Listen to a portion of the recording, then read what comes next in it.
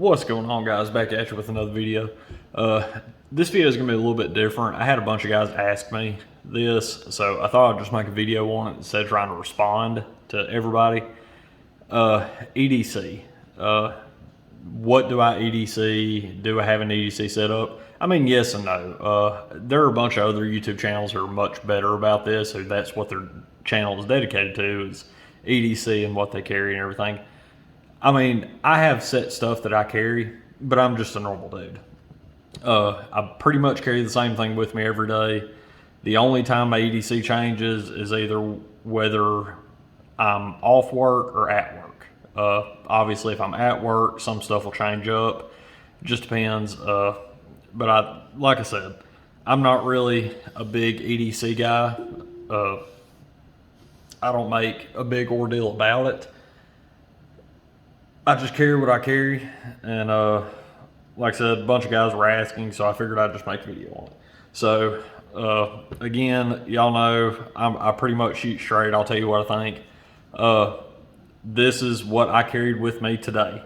We got home a little while ago. We got home late, and I literally got my setup done to film this video, and I sat down in my chair and I emptied my pockets out, and everything is sitting beside me. So what you're about to see is what I carried today, with the exception of a few things, and I'll tell you all those when I get to them.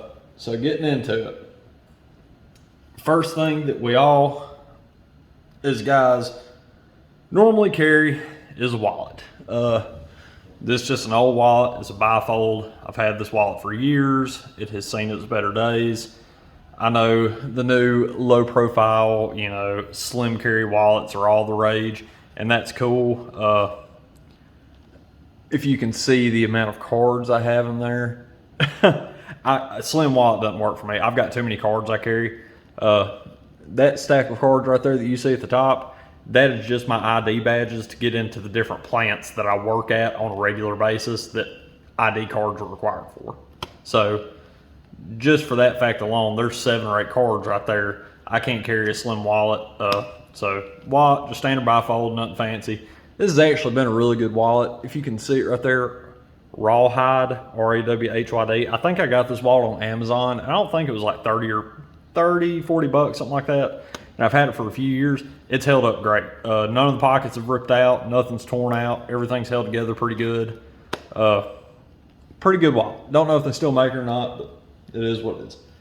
Wallet's out of the way. Next thing I would show you would be my phone, but that's what you're watching me on. So I can't show you that, but just for the record, I carry a Samsung Galaxy S20 Plus. I don't carry the Ultra. I know the biggest phone you can get is all the rage now. The Ultra's just a little bit too big. I already carry enough crap in my pockets on a day-to-day basis as it is. So the Plus is what I went with. Plus, I think the last time my phone upgrade came around, I got a better deal on the Plus, and I didn't really need the Ultra. So that's where I went with Galaxy S20 Plus. I'm not a big Apple guy. I know a bunch of people are. That's fine. I've just never really liked Apple. My wife has a iPhone. Most of my friends have iPhones. That's cool. I've just never really been a big fan of the Apple interface. Even back to computers, I've always been a Microsoft guy over an Apple guy. So I just like Android's operating system a little bit better.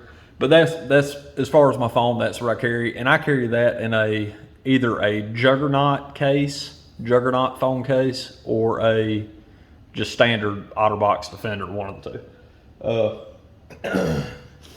Next on my list, well, I guess I could start leaving this stuff out for you to see. I won't leave my wallet out. That's just going to be the way. Next up on the list is my keys. Just standard little carabiner, locking carabiner that's old and wore out. Car keys. And then an assortment of other keys. Gang box key, locker at work, shop door at work, safe key. And then I carry one of these little things too. Not that anybody really cares. It's one of those Night Eyes little bottle opener slash pry bar Phillips head type deals. I've never used this that I can remember, honestly. I may have used ball opener a few times. I actually just found this laying in the parking lot, leaving a job site one day. And so I just picked it up, put it on my key ring. That's the only reason I even have that. So that's all. That is key ring out of the way.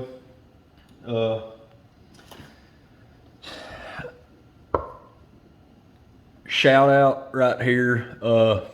I don't know if I've ever mentioned this in other videos before. I do smoke. I know it's 2021. Who still smokes?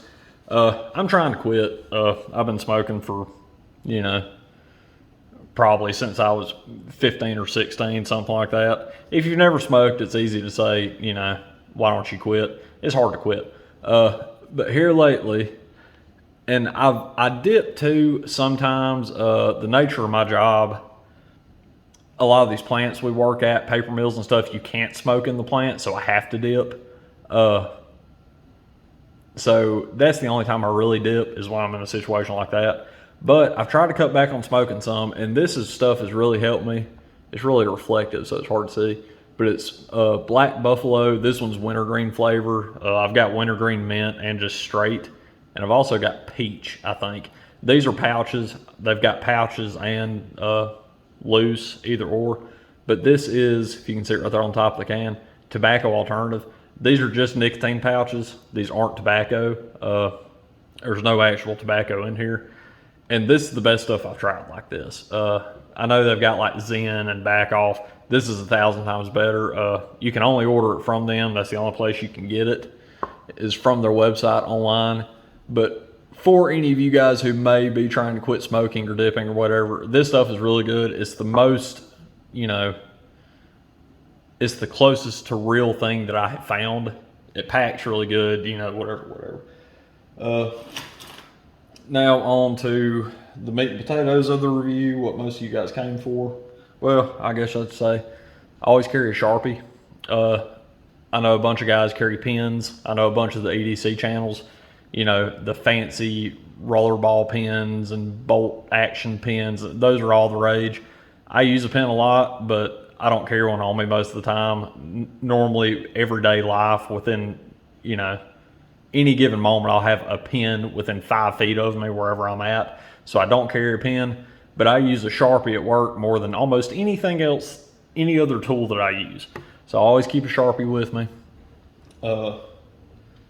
Next, I guess we'll get into flashlights. I do normally carry a flashlight, 2 different ones. If I'm off work and just out, around town doing stuff, I carry this little Olight i3T EOS. It's just a little single AAA flashlight. It's like I said, it's got the primary clip, but then it's also got the reversed clip right there, so you can clip it onto your hat. There's it in my hand. You can see it's just a little small light. It's not big, it's about the same size around as that Sharpie is. Small, stays out of the way. I can't remember what this one is off the top of my head. I'm wanting to say it's like 200 lumens or something like that. It's plenty bright enough for, anything I'm going to need it for. And like I said, it's just a single push. It's got momentary and constant on. That's what I carry most of the time when I'm not at work, is this. Like I said, just out around town doing stuff, piddling. That's normally what I carry. Sometimes I will carry this off work too. Just depends on what I've got going on and where I'm going. But this is normally the flashlight I always have on me while I'm at work.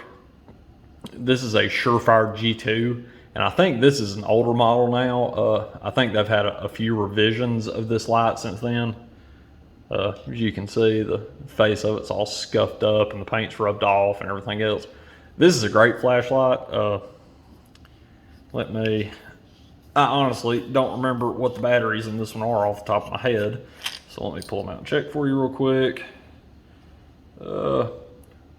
CR123A. And yes, I highly recommend the Amazon basic batteries, at least the CR123A ones. I've never had an issue out of them, and they've always held up just as good as anything else I've used. So I have no qualms recommending them. If I can get threads to catch. this has been a great light. It's cheap. Like I said, it's a surefire flashlight, so it's tough. I've beat the hell out of this light and just took it. I'm wanting to say I got this on sale one day from like Palmetto State Armory or something like that for like $40 or something. And I've had this light for years, and it's a great light. It's just a tail cap switch. You can hold it for momentary, or you can click it for constant on. And as you can see, it's got 2 different power modes. Just double press it, and it cycles from low to high. That's all it is, low to high. And I think low on this one is, I don't remember. I couldn't tell you off the top of my head. 30 lumens maybe, and high is 250 or 300, something like that. Sorry if I'm burning your eyes out. This has been a good light, especially for the price. Probably one of the better lights I've ever had. That's one I normally carry when I'm at work. Now on to the meat and potatoes of the review. What do I daily carry for a knife? It just depends. Most of you guys know I have a lot of knives, and I carry a lot of different knives different days for different reasons. Most of the time there's not a specific reason behind it. Most of the time it's just whatever I felt like carrying that day. But today, this is what I carried, just happened to grab. This is a Hogue EX A01 serrated. This is probably the first serrated knife you've ever seen on my channel. I generally don't like serrations, but I got this one used like new, and it was just too good of a deal to pass up. I know these aren't just a super popular knife, but they are still an expensive knife. I think new, these knives are a little over $200. It's a Leischwitz design, push button automatic. They're a little over $200, and I want to say I paid like $80 for this one or something like that. And at that price, even with serrations, I just had to get it. This is a great knife. I've had this knife for probably going on 3 years now. It's a good basic push button auto, aluminum handle. It's a 154 CM blade, serial numbered. Like I said, good little knife. That's just what I happen to carry today. It changes on a daily basis. It may, just depends on whatever I'm in the mood in. If I'm at work, I will still carry a pocket knife. I always have a pocket knife on me. But if I'm at work, a lot of time I'll carry a fixed blade. And when I do, the SE4 is always my go-to. I have a fairly unique job, the stuff we have to do. I'll use anything from a pocket knife at work to a fixed blade at work to a Stanley knife at work, working on conveyor belts. And a lot of the time my knives are used for prying and stuff like that too.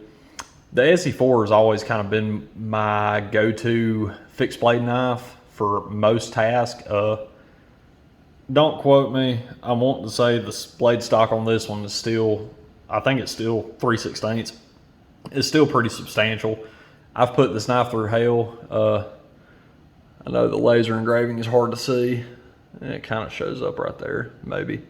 SE. This one in particular was originally a factory coated blade, but if you've ever had an Essie or an Ontario knife with the coated blade, you know it's real rough, and it is a night and day difference if you take that coating off and just strip it. It cuts so much better.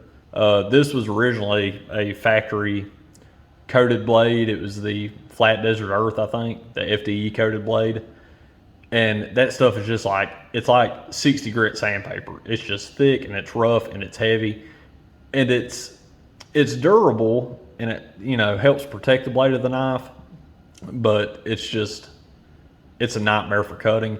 So I actually stripped it off. I just used aircraft grade paint remover. You can get it at, the auto parts store, Walmart, any of those. I just stripped it, and with this being a carbon steel knife, I just etched this one in apple cider vinegar, and that's what this finish is. It's just a apple cider vinegar etch. Nothing fancy. This is a work knife. Again, if I'm at work, I normally have this with me. I may not always carry it on me, but I'll at least have it in my truck or in my game box or my hand box or something like that. Just available if I need it. Now I guess on to really the final thing. Like I said, I don't carry a whole lot. Well, I should say, again, I smoke, I still smoke, I know it's bad, I'm trying to quit. But even before I smoked, I would always recommend carrying a lighter. You don't necessarily have to carry it in your pocket, but I would keep one in your truck, in your car, or something like that. A lighter is really useful to have. You never know when you're gonna have to, you know, anything from starting a fire to save your life to just burning that loose thread off your shirt to keep it from fraying anymore. It's always good to have a lighter. Now on to the final thing, my pistol. Yes, I carry a pistol every day, everywhere I go. I live in Alabama. You do have to have a permit to carry a pistol, but it is a shall issue state, assuming you're not a felon or crazy or something like that. So it's not a big deal to get one. I know a bunch of states now went to permitless carry.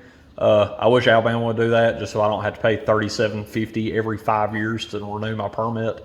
But it's no big deal. At least I live in a free state where you can carry whatever you want to carry. I carry as you can see, the chamber is empty. Nothing in there, safety checked, it's clear. Mag is loaded. I'm not unloading my mag for this video. This is my carry gun, and after this video shoots, it's going back in the holster, and it'll go sit wherever I set it at until I carry it tomorrow. I carry a Glock 43X. The 43X, if you're a gun person, it's the same slide length as the Glock 43, but it is a longer grip. I can get a, pretty much full 3-finger grip on this pistol. It's a little bit smaller than a Glock 19, but it's a little bit longer than the Glock 43. I know the Glock 19 is kind of everybody's favorite, or the SIG. I'm sorry guys, I'm kicking the tripod. Or the SIG 365. I got a 365 right after they came out. It was a good gun. I just wasn't crazy about it. And there wasn't any reason that I really, because I've carried a Glock 19 for years, I just got this to kind of try something different just to see, and this has honestly replaced my Glock 19. This is basically a factory Glock 43X. The only thing that is different, as you can see, I have a Mariglow, and of course I have a Mariglow tritium sights. Orange front. I like an orange front. I pick it up faster. Got the Mariglow tritium sights. I've got the Apex Precision Polydat trigger. If any of y'all are trigger snobs, y'all know this isn't a high-end trigger. Let me move my Essie out of the way so I can make some room. I brought the case in here just so you can see it. I think that's the factory Glock trigger that's in there. I just put it back in this. But it's Overwatch Precision, and like I said, it is the Polydat trigger. This one's specific for the Glock 43, the 43X, and the 48. Decent price trigger, really good trigger. This is more of a carry-oriented trigger. It's not a performance trigger by any means. As you can see, it is a flat face trigger, and it's got the little hinge trigger shoe just like your factory trigger does. You can see it's got the hinge. If you don't pull the hinge, you can't pull the trigger. It takes up a little bit of the pre-travel, and then you hit a wall, then just a little bit, and you get a clean break. I think it's a lot better than the factory trigger. Don't get me wrong, I shot a factory trigger for years, and the factory Glock trigger is just fine. I can shoot great with it. But this one's just a little bit nicer, and this one keeps the same specs as the factory trigger for the most part. You're not, it's got the same pull weight and all that technically on a scale, so you're not really affecting your reliability using this trigger. And this is one of the few triggers I know of that has actually been approved for use in duty firearms for departments that let you or the armor do modifications to the pistol. This is one of the few triggers I know of that has actually been approved for duty use, and it's just a great trigger. The reason I went with the 43X to begin with, I guess, was because it's a smaller carry profile than the Glock 19. It's about the same overall height this way It's about the same as Glock 19 this way. It is a little bit shorter in overall length. I'm not sure by how much. I didn't measure.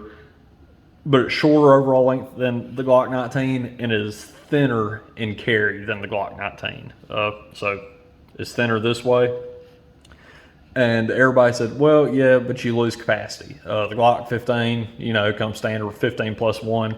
This only comes with 10 plus 1. I know that. The only reason I got this gun was because of these. These are the Shield Arms S15 mags for the Glock 19.